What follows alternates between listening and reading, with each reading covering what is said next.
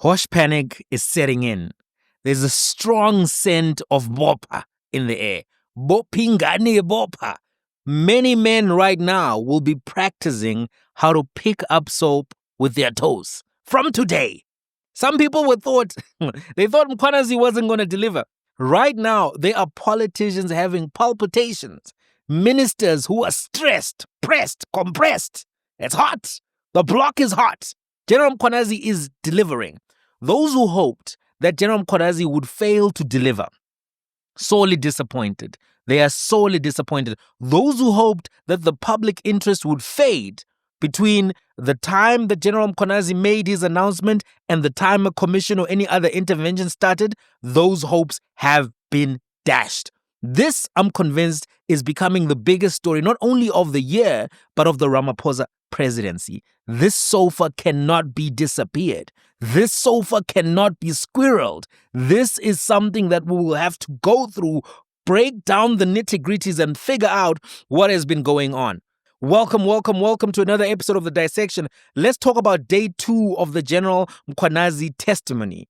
Day 2 was another strong day of testimony from the general. He was bringing the files. He mentioned business people. He mentioned politicians. He mentioned various details which were critical about Vusi Matlala, Katiso Molefe, some of the privileges and perks that they enjoyed from the police, stuff that didn't make sense. We also got some key information, just slices of it, about Brown Mkhwanazi, who's one of the significant middlemen linking the Hosh Cari Dons to the politicians and the police.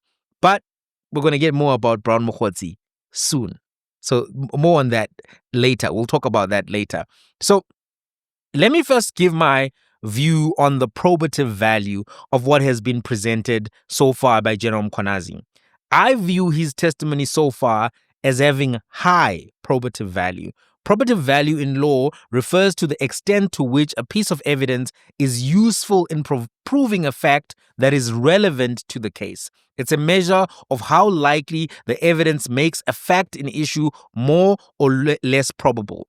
Evidence that has probative value helps to establish the truth of a matter in legal proceedings. So I think his testimony has high probative value. Some of it is being corroborated by what we're seeing happening within the courts, the cases that have been breaking down there. You know, Katise Molefe, Vusi Matlala, we've already seen the murders happen. We know these events happened. Now we are seeing arrests. We are seeing evidence being presented even in the bail proceedings, which is compelling, right? So the quality of testimony that he's giving has high probative value. His presentation, well-researched. There are no gaps in his testimony. His demeanor is convincing. You know, he's using letters that were sent to various police officers, including himself. He's using historic evidence, even letters from Begicele in 2019. Affidavits of police officers are being adduced. He was not making it up. He was not just hallucinating. This was not ChatGPT hallucinating things. General Mkhwanazi's testimony was valuable. So let's go over today. Today, we started with more information being given on the 121 dockets, closing the loops from yesterday. And it's critical to keep in mind that there are 5 dockets which had instructions for arrest, right? 5 dockets. Those 5 dockets, I think that's where the juice is. I'm still curious, and I want to, at least at some point, get to the bottom of whose names were in those 5 dockets. Those dockets sat amongst the total dockets, which were now in the head office. Those arrests were not affected. The instructions were not carried out. I think this was what was driving the enthusiasm from Sibiya, and it shows that there was something that happened in those 5 dockets which removed the appetite, the zeal whatsoever to move on those particular dockets. So we had some conversation about that. Then we had a second letter from a prosecutor which was discussed. And this was a letter which was sent to Mkhwanazi from Elaine Harrison, who is the head of the National Prosecuting Authority in KwaZulu-Natal. So already we're seeing prosecutors being part of the story, giving their concerns, their interests, raising issues. This letter was one such letter. She was concerned that her office had not been informed that the task team was being disbanded. She was also concerned about the allocation of prosecutors to the team and the implications for further prosecutions. Part of what made the political killings task team so effective is that they were working collaboratively with prosecutors, and this was helping them get convictions. So now she was trying to get to the bottom of what's happening now that the team is disbanded, now that there's all of this confusion around the status of the team. So Advocate Elaine Harrison, who is KwaZulu-Natal's National Director of Public Prosecutions, she sent this letter on the 10th of June to General Mkhwanazi, and she said it was concerning that there was no clarity on the status of the KZN Political Killings Task Team, its disbandment. She had received no communication. And she pointed, for instance, that, there are going to be local government elections in 2026. And this local government election time may be preceded by political violence that could be within a party or between different political parties. So she was concerned about a variety of issues around what's going on at this particular time. We need this team. We need to keep the work going. We need to keep pressure up, not to actually switch off the stove. Part of why this is relevant is that it goes to show that the decision to disband the political killings task team was not rationally made. There's no way that Senzo Mchunu will be able to argue convincingly that there's no need for a political killings task team in KwaZulu-Natal or in South Africa overall when political murders are still happening and are happening at a prolific rate. So that's one of the big things that was discussed earlier. One of the other things that was clarified during the day is that people will be given notice to respond to the allegations that have been made about them at the end of the testimony of Mkhwanazi. So everything that Mkhwanazi has said, they will get an opportunity to speak to this, to respond, right? And that includes the politicians, the business people.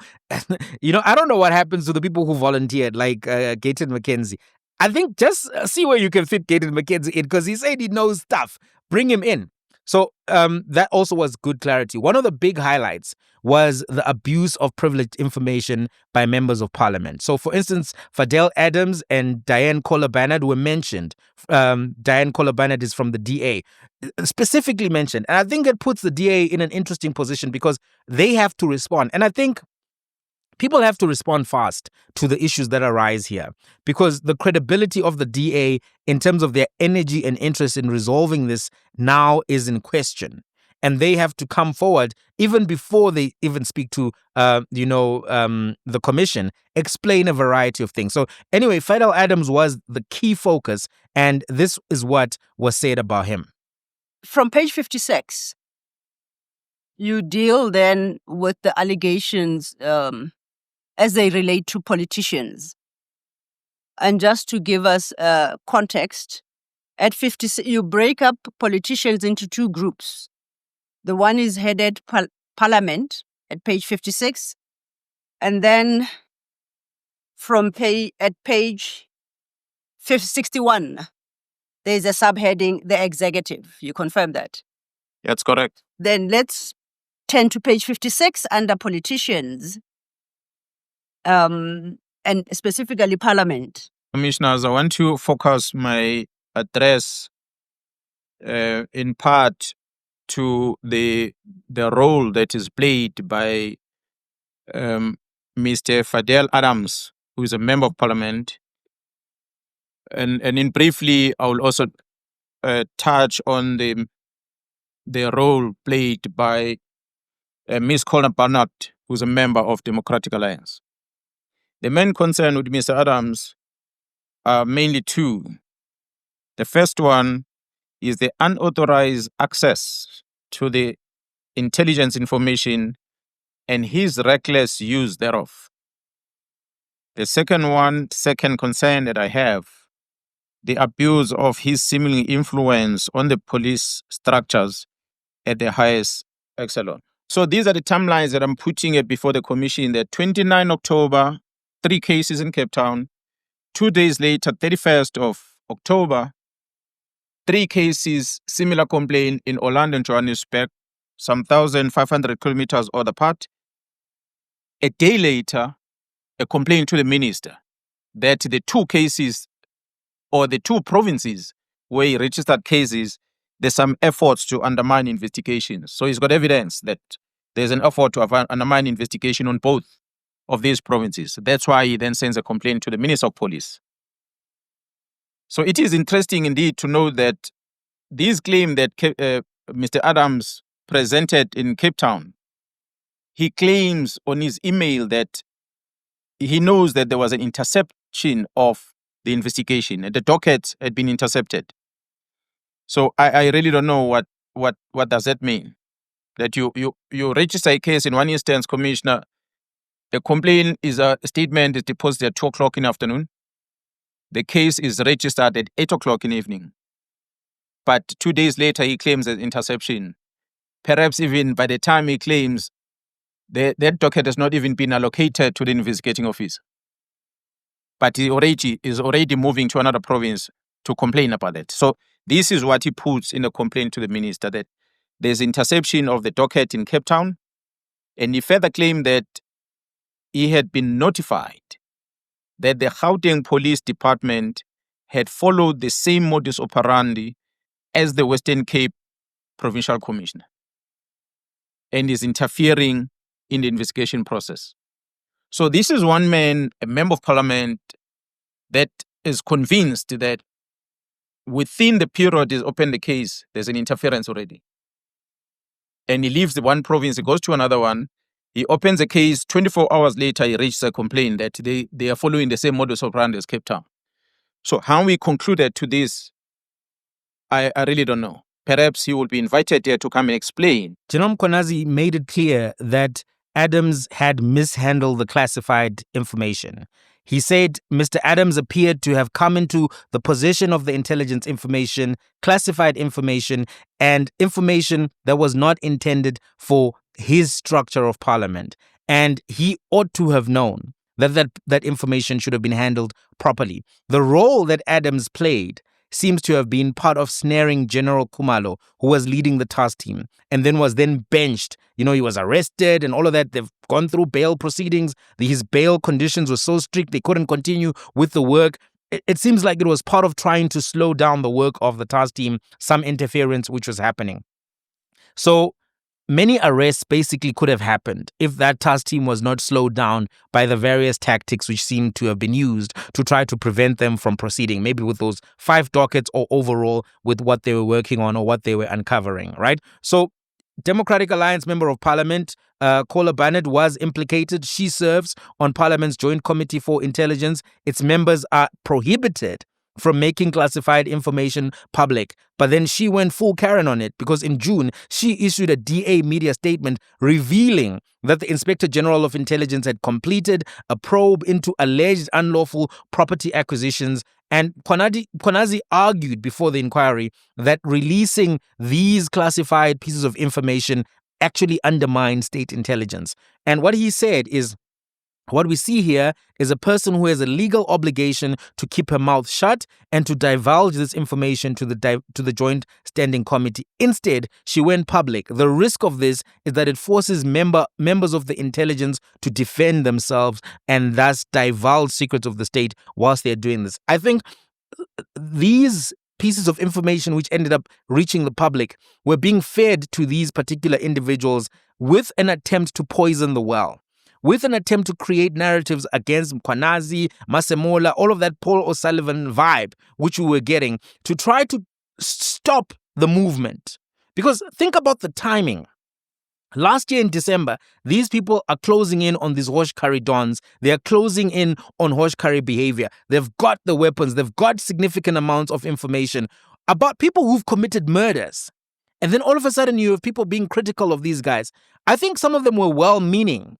But when you're being fed or drip-fed information or being skewed in your vision about what's going down, you may find yourself in a situation where you end up inadvertently working towards the interests of those who are causing chaos in society. And I think this is part of what was happening here. So Nhlanhla Mkhwanazi made a very explosive claim towards the end of day 2 when he was talking about business people. So Vusi Matlala, when he was having conversation, was claiming that, talking to the business people, one of the business people he was speaking to, he was trying to get the contract reopened, the 360 million contract. So that's something that I thought was quite interesting in and of itself. The second one is that he was saying that he knew that Shadrack Sibiya was going to be appointed to lead the Directorate of Priority Crime Investigation, right? The Hawks, while the advertisement for the post was being circulated. Now, this is something that's significant because he also said to the person he was talking to, another business person, Van Vick, that our guy is coming in. His guy. Knowing what you know about Vusi Matlala now, do you want Vusi Matlala's guy to be heading the Hawks?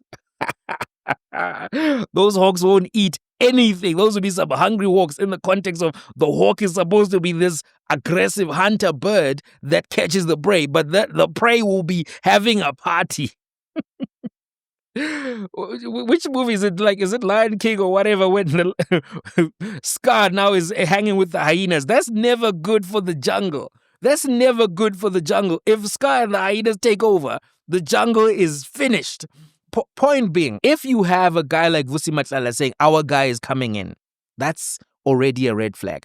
How can a Hosh Cari thug like Matlala have a guy within the Directorate for Priority Crime Investigation?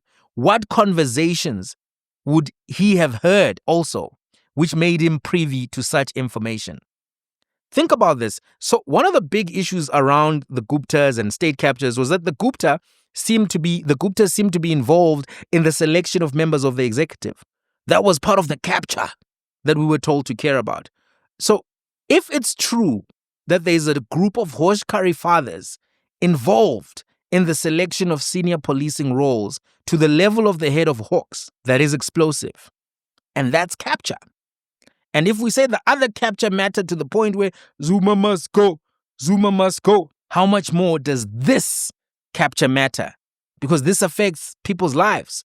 These criminals are shooting people in neighborhoods, right? Cape Flats, people are dying on a daily basis. 50 people a week sometimes, being murdered, young people, the prime of their lives. Other people are dying from nyaupe and all of these drugs that they're being exposed to. These Hosh Kari Dons are involved in all of this. Sometimes we talk about the human trafficking, the kidnapping. It's happening in these nightclubs. So these people who are saying they are friends of Sibiya, the people of nightlife claiming to be friends with the person who at some point seemed like he was going to be the head of the Hawks. What is the meaning of that? What is the implication of that? I think it's something that we have to seriously consider. Then the general explained further the benefits and the relationship that Vusi Matlala was getting from the police, showing the extent to which Vusi Matlala had infiltrated various layers of the police. This is what he had to say. There's also police officers that are part of this, or law enforcement officers. I might not talk about many examples that are out there. There are many cases. I'm going to start few. So one of them is this, what is sitting at 214, where I was indicating that the Mr. Matlala, Ket Matlala, Vusmus Ket Matlala, is one fellow that has been enjoying too much privilege from the law enforcement. And the typical example is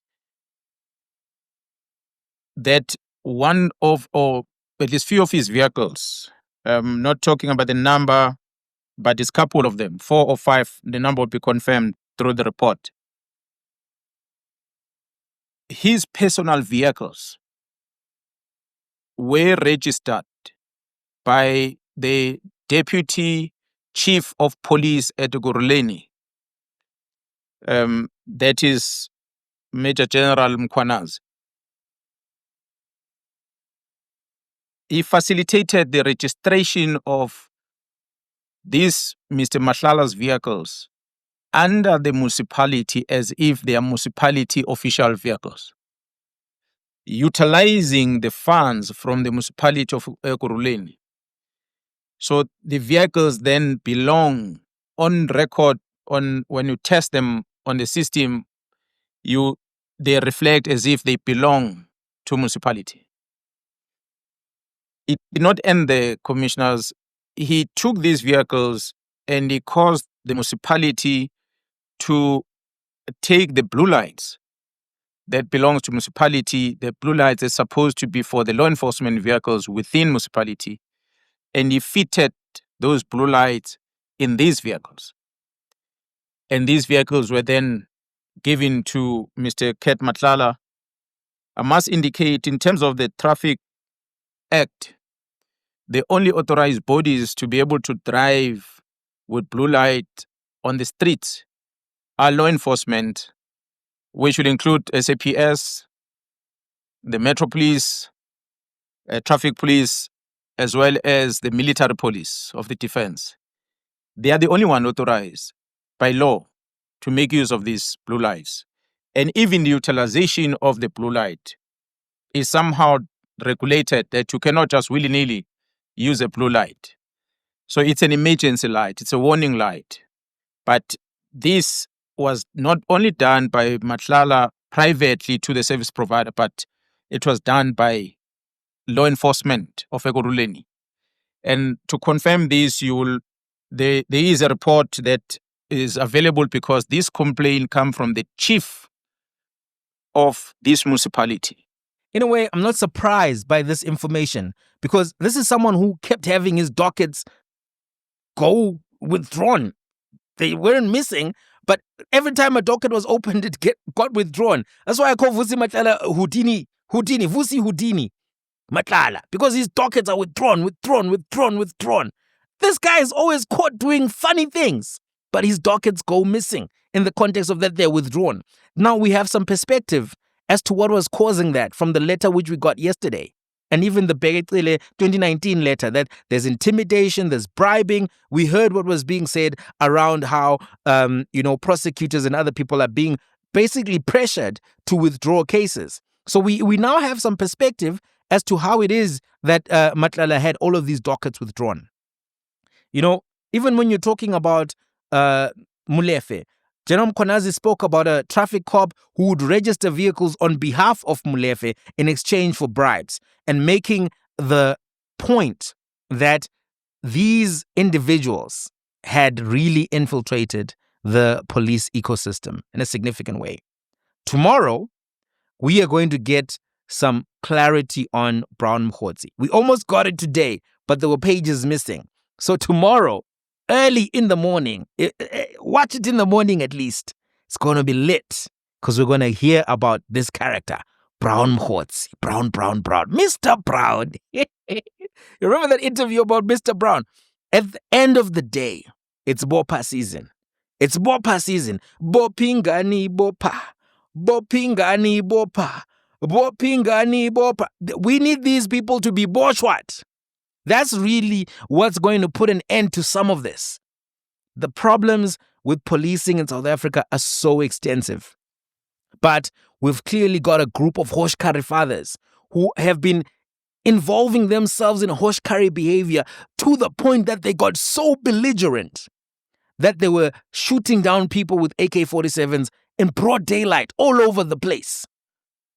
At the point at which people start behaving like that, you need an intervention such as what's going on now. It's quite important. So I hope this summary helped you. If you missed the commission, I tried to cover some of the highlights. Obviously, it's a 6-hour thing. Today's testimony was about 6 hours. I didn't cover everything, but I tried to give you some highlights. So if you find some time, maybe you can go in and see what to do. But I'm going to try to give you these daily summaries so that at least if you were stuck at work or you were busy throughout the day, you weren't able to keep up, you at least have a view of everything that went down. Thank you for watching. Meet you in the comments. By the way, if you haven't subscribed, hook a brother up. The subscription is free 99. Free 99. We're trying to hit that 100,000. I don't always ask you to subscribe, but for a brother, hook a brother up. Actually, my stats indicate that 70% of the people watching haven't subscribed yet. Come on, that's Hosh behavior. Stop the Hosh. Press the subscribe. Press the notifications. Let's meet in the comments. Let's have a conversation.